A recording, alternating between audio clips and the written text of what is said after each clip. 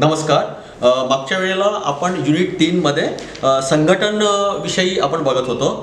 त्या संघटनेमध्ये आपण मागच्या वेळेला आपण बघितलं की त्याचा प्रस्तावना काय असेल, संघटनेच्या वेगवेगळ्या ऑथर्सच्या आपण व्याख्या बघितल्या, संघटन कार्याचे स्वरूप बघितले, वैशिष्ट्ये बघितले आणि संघटन कार्याचं काय महत्त्व आहे हे बघितलं. आणि त्याच्यानंतर आपण हे बघितलं की संघटन कार्याची जी काही उपयुक्तता आहे किंवा ज्याला आपण म्हणू की फायदे म्हणू, आपण उपयुक्तता म्हणू किंवा फायदे म्हणू, फायदेसुद्धा आपण बघितले.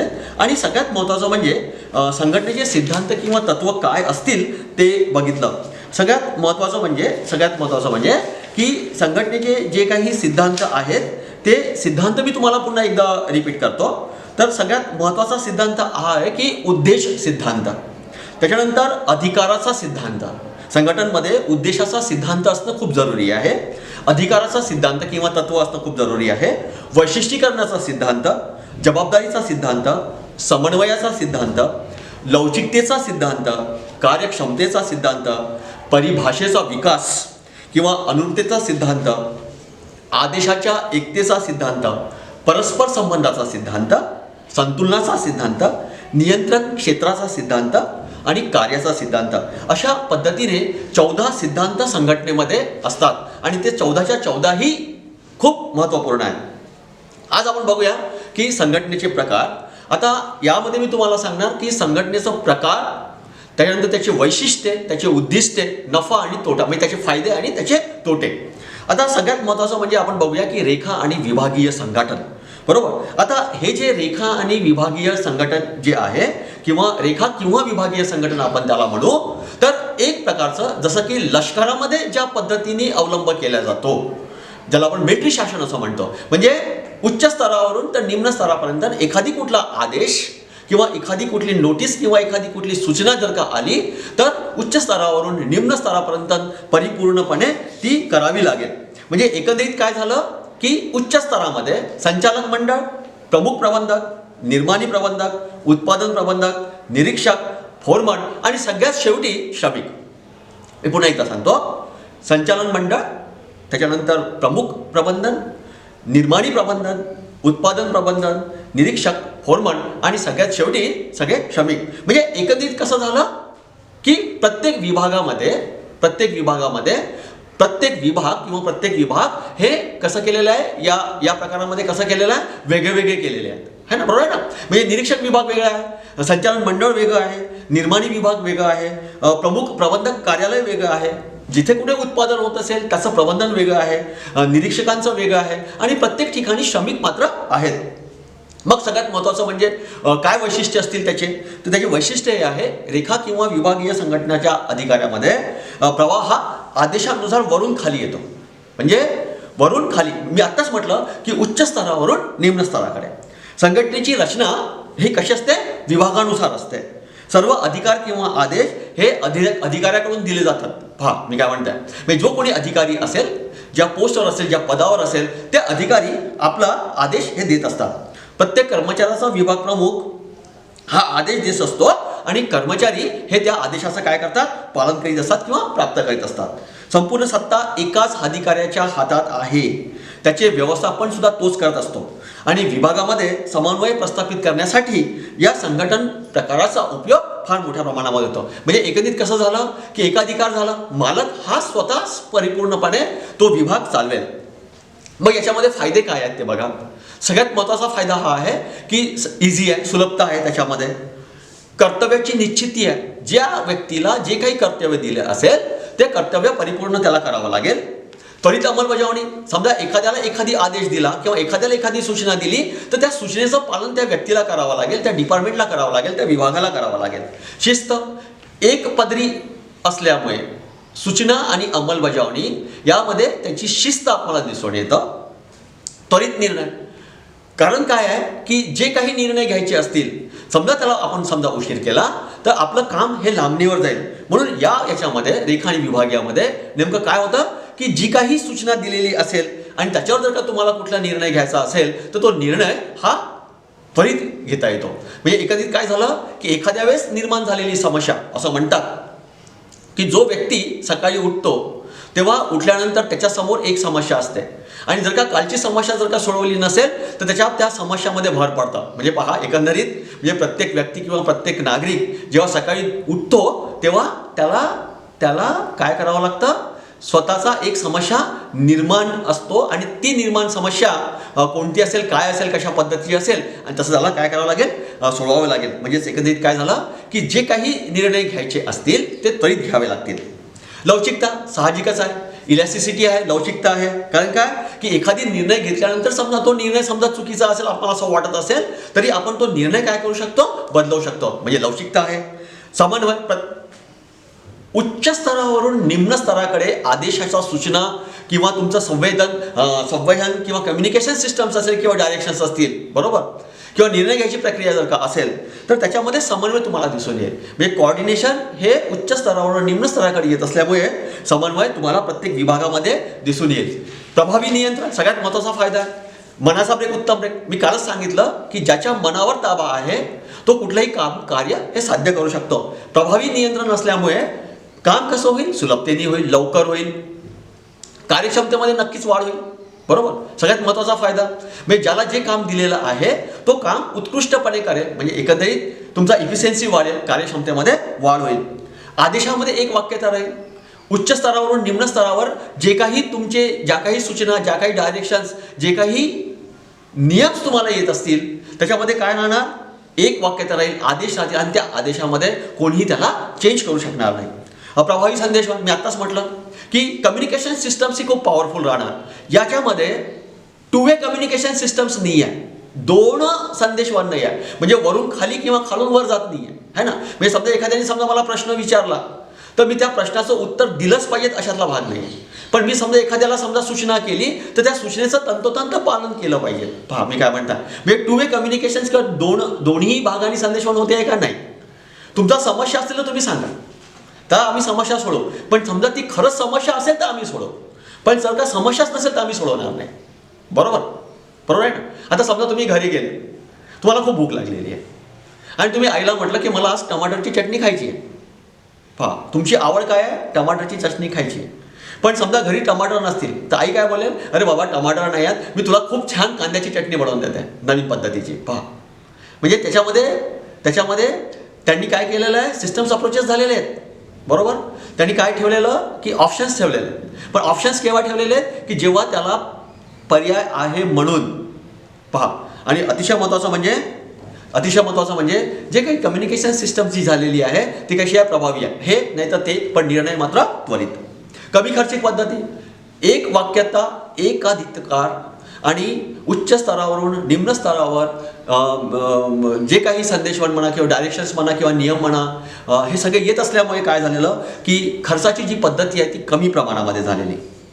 मग या विभागीय किंवा रेखा संघटनेमध्ये काय आपल्याला दोष दिसून येतात है ना, म्हणजे काय तोटे आहेत ते आपण बघूया. तर अधिकाराचा दुरुपयोग होईल. ज्याच्या हातामध्ये सत्ता आहे तो त्या सत्याचं काय करणार, दुरुपयोग करणार. नक्कीच हे कुठेही असतं, हे कुठेही होतं. समजा एखादी व्यक्ती कितीही चांगला स्वभावाचा किंवा किती चांगला काम करणारा असेल, पण समजा जर का त्या अधिकाऱ्याला समजा त्याच्यात समजा हे दिसत असेल तर तो काय करणार किंवा त्याचं पटत नसेल तर तो काय करणार, त्या व्यक्तीला बाजूला ठेवेल, बरोबर. म्हणजे एकंदरीत काय झालं की त्या अधिकाराचा तो दुरुपयोग करेल. स्वयंप्रेरणेचा अभाव, सेल्फ मोटिवेट होऊन आपण कुठलंही काम करू शकत नाही.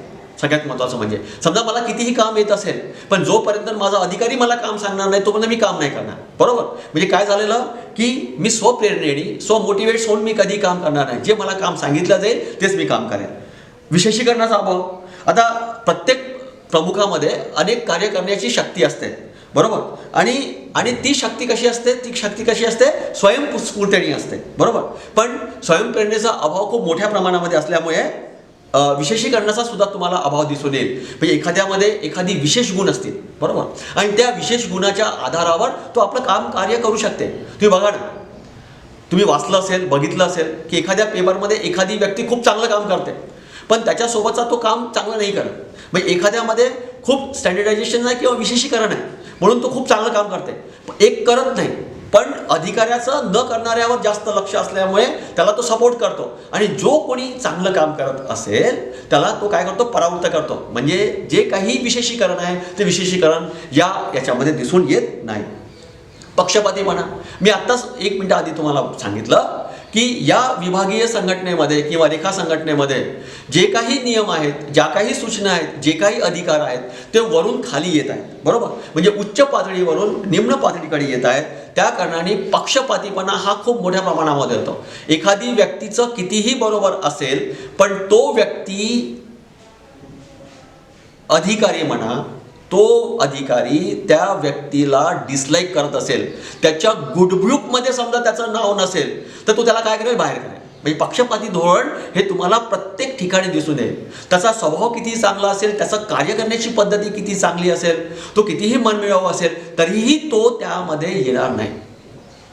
तज्ज्ञाच्या सेवेचा अभाव, तज्ज्ञ सेवेचा अभाव. जे काही आपले तज्ज्ञ आहेत, उपक्रमामध्ये ज्या काही क्रिया असतील त्या क्रिया प्रबंधकाला ज्ञान नसतं. मग तो त्यावेळेस काय करेल, अशा परिस्थितीमध्ये तो काय करेल, त्याचा अभाव आपल्याला खूप मोठ्या प्रमाणामध्ये दिसून येईल. एकतर्फी संदेशवहन. मी आत्ताच म्हटलं की ज्या काही सूचना आहेत, जे काही सांगायचं असेल, जे काही असेल ते सगळं उच्च स्तरावरून निम्न स्तरावर येत असल्यामुळे एकतर्फी संदेशवहन तुम्हाला दिसून येईल. हुकुमशाही दृष्टिकोन. मी तुम्हाला 1 मिनिट आधी असंच म्हटलं की हे सगळं मिलिटरी शासन आहे. म्हणजे समजा वरून समजा आदेश आला तर सगळ्यांना तो त्याचा फॉलो करावा लागते. म्हणजे हुकुमशाहीची दृष्टिकोन तुम्हाला याच्यामध्ये दिसून येतं. त्यानंतर आपण दुसरं बघूया, क्रियात्मक संघटन. आता क्रियात्मक संघटन म्हणजे नेमकं काय, ज्याला आपण फंक्शनल ऑर्गनायझेशन्स म्हणतो, है ना, बरोबर आहे ना. क्रियात्मक संघटन म्हणजे काय की बरं, सगळ्यात महत्त्वाचं म्हणजे हे जे संघटन जे निर्माण केलं ते त्या व्यवस्थापकाचा कोण हे होता, जनरल जनक कोण आहे, टेलर, FW टेलर, बरोबर. त्यांनी हा प्रकार मांडला. आणि अतिशय महत्त्वाचं म्हणजे कोणत्याही एका व्यक्तीकडे अधिकाराची सोपवणूक करणे हे अयोग्य आहे. हे विभागीय संघटनेवरून त्यांना दिसून आलं आणि याचं स्पष्टीकरण म्हणजेच क्रियात्मक संघटन देण्यात आलं. आणि त्यामुळे सर्वच प्रकारचे सर्वच क्रियामध्ये सर्वच लोक सहभागी झाले.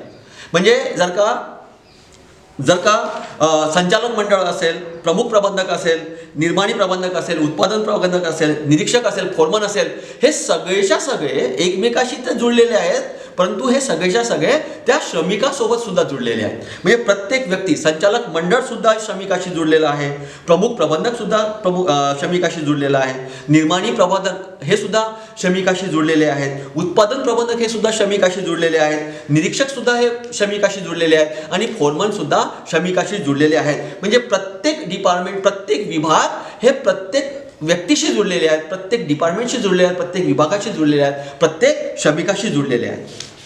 मग सगळ्यात महत्त्वाचं म्हणजे त्याचं स्वरूप कसं राहील ते बघा.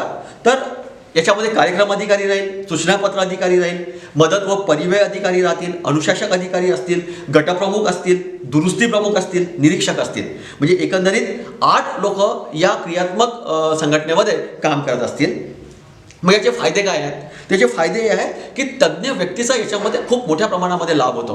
प्रत्येक व्यक्तीकडे प्रत्येक कार्य दिलं असल्यामुळे कोणी ना कोणी त्याविषयीची जाणकारी ज्याला असेल त्या जाणकारीच्या आधारावर त्या तज्ज्ञ व्यक्तीचा लाभ त्या संघटनेला होईल.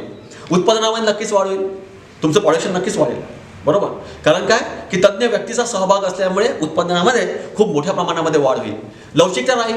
म्हणजे याला समजा एखादी काम येत नसेल आणि त्यांनीच जर कसं स्पष्टपणे सांगितलं की मला हे काम येत नाही, मला हे कार्य येत नाही, समजा त्याला शिकून घ्यायची इच्छा असेल तर तो शिकून घेईल, नाहीतर काय होणार, दुसऱ्याला काम देण्यात येईल आणि दुसऱ्याला काम दिल्यामुळे नक्कीच तुमची उत्पादनामध्ये वाढ दिसून येईल आणि ही फ्लेक्झिबिलिटी, ही लवचिकता त्याच्यामध्ये आपल्याला दिसून येते. कार्यक्षमतेमध्ये वाढ, इफिशियन्सी वाढेल.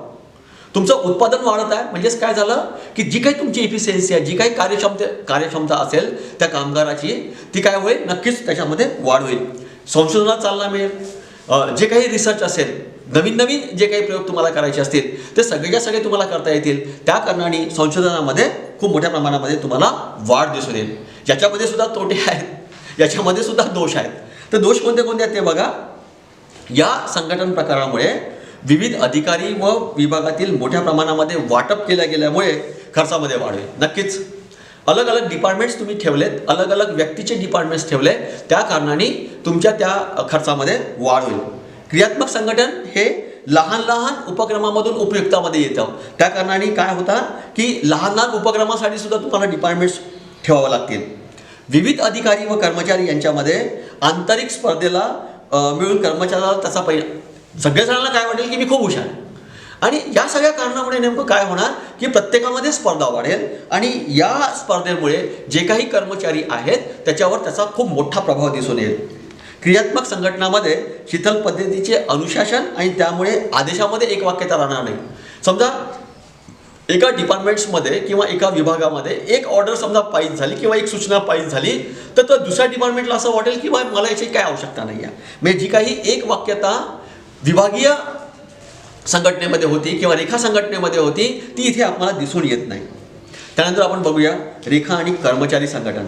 आता रेखा आणि कर्मचारी संघटनेमध्ये काय राहणार तर त्याच्यामध्ये राहणार की प्रमुख व्यवस्थापन, निर्माणी व्यवस्थापन, प्रक्रिया तज्ज्ञ, उत्पादन व्यवस्थापन आणि उत्पादन तज्ज्ञ हे एकाच लाईनमध्ये असतील, म्हणजे एकाच डिपार्टमेंटमध्ये येतील. त्यानंतर फोरमन येईल आणि त्यानंतर कामगार येईल. म्हणजे एकंदरीत काय झालं, हॉरिझॉन्टल प्लस व्हर्टिकल असे दोन्हीही गोष्टी या रेखा व कर्मचारी संघटनेमध्ये आपल्याला दिसून येतं. म्हणजे काय झालं की उच्च स्तरावरून आपण जेव्हा येतो तेव्हा हॉरिझॉन्टल राहील, व्हर्टिकल राहील. आणि काही डिपार्टमेंट्समध्ये कसं होणार, जसं की उत्पादनाचा जो कोणी व्यवस्थापन असेल त्याच्यामध्ये प्रक्रिया तज्ज्ञ पण येतील आणि उत्पादन तज्ज्ञ पण येतील. आणि हे जे डिपार्टमेंट आहे किंवा हे जे विभाग आहे ते एकाच याला येतील. आणि त्यानंतर फोरमनचं डिपार्टमेंट येईल आणि त्यानंतर तुम्हाला कामगार दिसून येतील. मग रेखा व कर्मचारी संघटनेचे फायदे काय आहेत तर तुम्हाला असं दिसून येईल की याच्यामध्ये तज्ज्ञ व्यक्तीचा अप्रोप्रिएट लाभ होतो आहे. पहा मी काय म्हणतात, याच्यामध्ये ज्यांना जे काही लाभ घ्यायचा असेल ते लाभ त्या व्यवसायाला मिळेल. म्हणजे रेखा व कर्मचारी संघटनेमध्ये जे काही तज्ज्ञ व्यक्ती असतील त्याचा लाभ हा सगळ्यात मोठ्या प्रमाणामध्ये व्यवसायाला होईल. अचूक निर्णय ज्या डिपार्टमेंटशी संबंधित असेल आणि जे काही डिसिजन्स घ्यायचे असतील, जे काही निर्णय घ्यायचे असतील ते निर्णय कसे राहतील, अचूक राहतील. कारण काय की वर्ण खाली येते आहे आणि काही प्रमाणामध्ये हॉरिझॉन्टल पण होते आहे. म्हणून शिस्त राहील.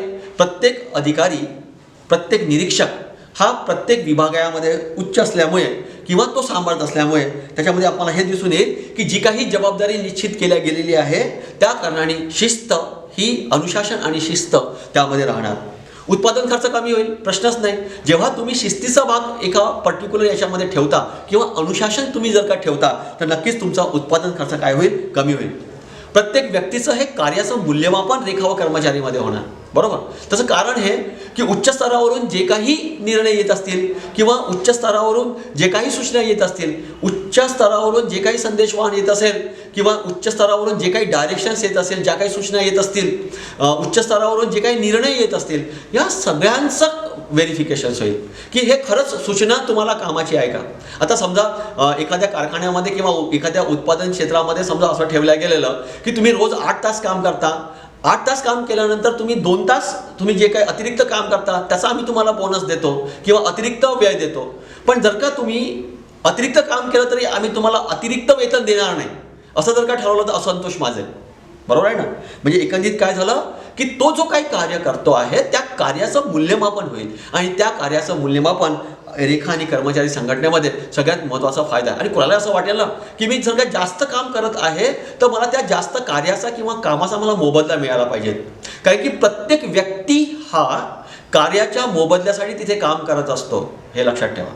हां, F.W. टेलरनी सगळ्यात महत्त्वाचं म्हणजे जे काही क्रियात्मक संघटना हे जे निर्माण केली, या संघटनेमध्ये सगळ्यात महत्त्वाची ही बाजू होती की प्रत्येक कामगाराला त्याचा मोबदला मिळायला पाहिजे, त्याचा मोबदला मिळायला पाहिजे. तुम्हाला मी एक गोष्ट सांगतो, कदाचित तुम्हाला ती माहीत असेल, पण माहीत असेल तरी मला सांगणं हे आवश्यक असं वाटते म्हणून मी तुम्हाला हे सांगतो. F.W. आपले